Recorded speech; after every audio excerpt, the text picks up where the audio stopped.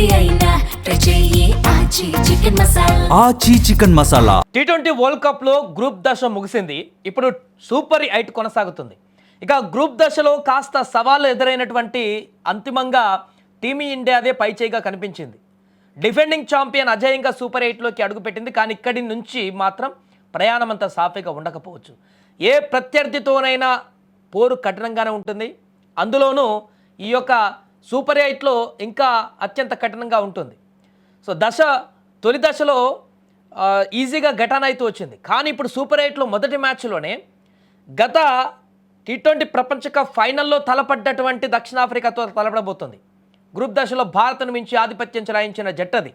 కాబట్టి సూపర్ 8తో శుభారంభం చేయాలంటే సూర్యసేన తమ ఆటను టాప్ గేర్లోకి తీసుకువెళ్లాల్సిందే.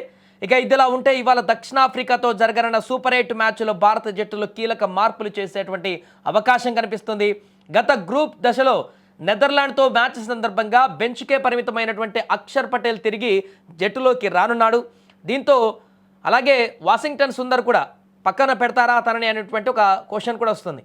అతనితో పాటు జట్టులో నెమ్మదిగా ఆడుతున్నాడంటూ తిలక్ వర్మ పైన విమర్శలు వస్తున్నాయి. స్కోర్ సాధిస్తున్నాడు కానీ చాలా స్లోగా పరుగులు చేస్తున్నాడంటూ ఆరోపణల నేపథ్యంలో అతన్ని సూపర్ 8లో ఆడిస్తారో లేదో చూడాలి. ఇక మిగిలింది అభిషేక్ శర్మ.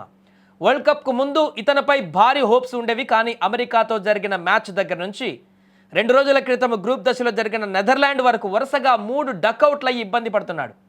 దీంతో అతని స్థానంలో మరొకసారి సంజు శాంసన్కి అవకాశం ఇస్తారనేటువంటి చర్చ కూడా జరుగుతుంది. అదే కనుక జరిగితే భారత్ టీంలో 2 ప్రధాన మార్పులు కనిపించేటువంటి అవకాశం కనిపిస్తుంది. అయితే ఇక్కడ సూపర్ 8లో కొత్త ప్రయోగాలు చేయడానికైతే ఎక్కువగా స్కోప్ ఉండకపోవచ్చు. అభిషేక్ శర్మ విఫలమైనప్పటికీ కూడా సంజు శాంసన్ కంటే కూడా ఎక్కువ అభిషేక్ శర్మ పైన నమ్మకం ఉంది అందరికీ కూడా. వరుసగా విఫలమవుతున్నాడు ఓకే, కానీ ఒకసారి గేర్లోకి వచ్చాడంటే ఆ తర్వాత ఆట ఎలా ఉంటుందో మనందరికీ తెలిసిందే. అందుకే సూపర్ 8లో మళ్ళీ ప్రయోగాలు చేసి ఇప్పటికే వరుసగా 3 డకౌట్లు అవుతూ 3 మ్యాచ్ల్లో విఫలమైనటువంటి అభిషేక్కి మరొక ఛాన్స్ ఇచ్చి ఫామ్లోకి తీసుకురావడానికి ప్రయత్నాలు చేస్తారు తప్ప మరలా బ్రేక్ ఇచ్చి శాంసన్కి ఇస్తే శాంసన్ కూడా మళ్ళీ విఫలమైతే మళ్ళీ బ్రేక్స్ పడుతూ ముందుకు వెళ్ళేటువంటి మార్పులే ఉంటాయి తప్ప ఒక కంటిన్యూటీ అనేది ఉండదనేది జట్టు యొక్క అంచనాగా భావించవచ్చు. అందుకే అభిషేక్ శర్మ మ్యాచ్లో ఉండేటువంటి అవకాశం కనిపిస్తుంది, ఎక్కువ ఛాన్సెస్. ఒకవేళ లేకపోతే సంజు ఇన్ అవుతాడు.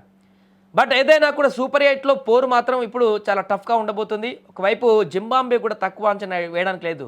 ఆ గ్రూప్లో లీగ్ గ్రూప్లో టాప్ ప్లేస్లో వచ్చినటువంటి జింబాబ్వే శ్రీలంకను ఓడించింది, ఆస్ట్రేలియాను ఓడించింది టఫ్ టీంలని. సో అది చిన్న టీం కాదు. ఇప్పుడు సూపర్ 8లో అదొక చిన్న టీం అనేది కానే కాదు. దాంతో కూడా మనకు ఫైట్ ఉంది ఖచ్చితంగా. జింబాబ్వేని కూడా తక్కువ అంచనా వేయడానికి లేదు. జింబాబ్వే కూడా మనకు టఫ్ టీమే. ఇప్పుడు సౌత్ ఆఫ్రికా, జింబాబ్వే వీరందరితో పాటుగా వెస్టిండీస్ భీకరమైనటువంటి బ్యాటింగ్తో దూకుడుగా వెళ్తున్నటువంటి వెస్టిండీస్ టీంను మనం చూస్తున్నాం. గతంతో పోలిస్తే ఇప్పుడు చాలా కసిగా వాళ్ళు ఫీల్డ్లోకి వస్తున్నారు. సో వీరందరూ కూడా మన గ్రూప్లో ఉన్నారు. కాబట్టి ఈ యొక్క గ్రూప్ 8లో ప్రతి మ్యాచ్ కూడా ఇంపార్టెంట్. ఏ ఒక్క మ్యాచ్ ఓడిపోయినా కూడా మరలా సెమీస్కి వెళ్ళడానికి మిగతా టీంల నెట్ రన్ రేట్ మీద డిపెండ్ అయ్యేటువంటి అవకాశం ఉంటుంది. కాబట్టి ఈ అవకాశాన్ని ఎట్టి పరిస్థితుల్లో ఏ చిన్న తప్పు చేయకుండా ముందుకు వెళ్లాల్సిన పరిస్థితి ఉంటుంది టీమిండియాకి. అందుకే ఇవాళ అసలైనటువంటి ఫైట్ ఉండబోతుంది. సౌత్ ఆఫ్రికా జరగబోయేటువంటి టీ20 సూపర్ 8 మ్యాచ్లో భారత బ్యాటర్ల ప్రదర్శన ఏ రకంగా ఉంటుంది, బౌలింగ్ దళం ఏ రకంగా ఉంటుంది, సౌత్ ఆఫ్రికా బ్యాట్స్మెన్ని ఎలా కట్టడి చేయగలుగుతారు, వారి బౌలింగ్ని ఎలా అడ్డుకుంటారనేది హాట్ టాపిక్గా మారింది. ఈరోజు మ్యాచ్ చూస్తే మ్యాచ్ తర్వాత పరిణామాలతోటి సూపర్ 8లో ఒక అంచనా వచ్చేటువంటి అవకాశం కనిపిస్తుంది. మన గ్రూప్లో భారత టీం బలం ఎంత ఏంటనేటువంటిది కూడా పూర్తి స్థాయిలో మిగతా జట్లకు కూడా హెచ్చరికలాగా పడేటువంటి అవకాశం ఉంది. ఏదైనా ఈరోజు సూపర్ 8 మ్యాచ్లో భారత సౌత్ ఆఫ్రికా మధ్యలో పోరు ఏ రకంగా ఉండబోతుందో చూడాలి మరి.